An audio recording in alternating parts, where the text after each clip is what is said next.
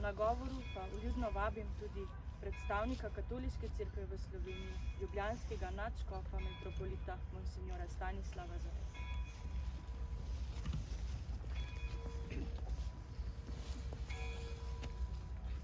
Spoštovani predstavniki različnih ustanov, ki se ukvarjate z varnostjo v prometu, spoštovani svojci tistih, ki so izgubili življenje v nesrečah ali pa so bili v nesrečah težko poškodovani, spoštovani vsi, ki ste se zbrali tukaj zato, da bi počastili ta trenutek spomina in obenem tudi prebujanja zavesti o tem, da smo odgovorni za to, najprej v kakšnem svetu živimo, da bi se mogli po tem svetu tudi varno voziti.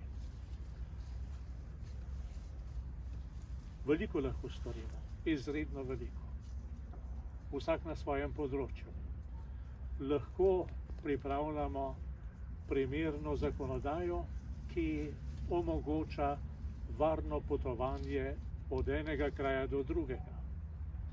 Lahko vedno znova prilagajamo predpise, ki odgovarjajo in ustrezajo spremenjenim razmeram. Sposobni smo izdelovati vedno boljše, vedno bolj varne avtomobile. Sposobni smo, in to tudi dejansko doživljamo, graditi vedno boljše, vedno širše ceste. Ampak nazadnje pa v ta avto sede človek, ta predpis upošteva ali pa ne upošteva človek. In po tej cesti se vozi človek. In zato se močno pojavlja vprašanje ob vseh tehničnih sposobnostih, pravnih možnostih, ki imamo, ali smo sposobni oblikovati človeka.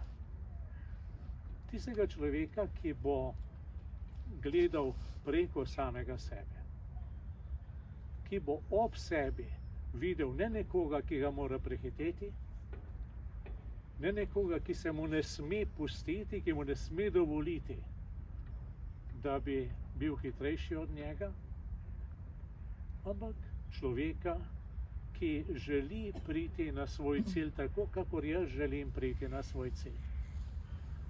In zato se naše delo, naša skrb za varnost v prometu ne začne ne na cestah, ne pri zakonodaji, ne pri varnih sistemih avtomobilov, ampak se začne v vrtcu, se nadaljuje v osnovni šoli in se konča takrat, ko bomo tudi mi vsi, tako ali drugače, izhodili vse svoje poti, bolj ali manj srečno, bolj ali manj blagoslovljeno, in nas bodo položili v grob.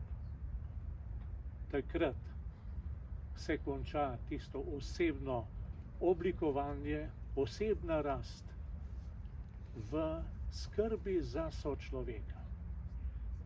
In ob tem nam je, kakor je rekel škof Leon, zgled naš Gospod Jezus, ki je imel čut za človeka. Ko so nesli mrtvega sina vdove, se ji je zasmilil, se mu je zasmilil in se mu je ona zasmilila in je ustavil ta sprevod in se dotaknil nosil. Dotakniti se bolečine, ne bežati pred njo.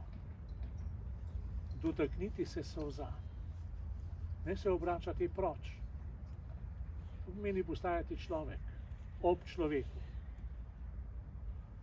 Ko mu je umrl prijatelj Lazar,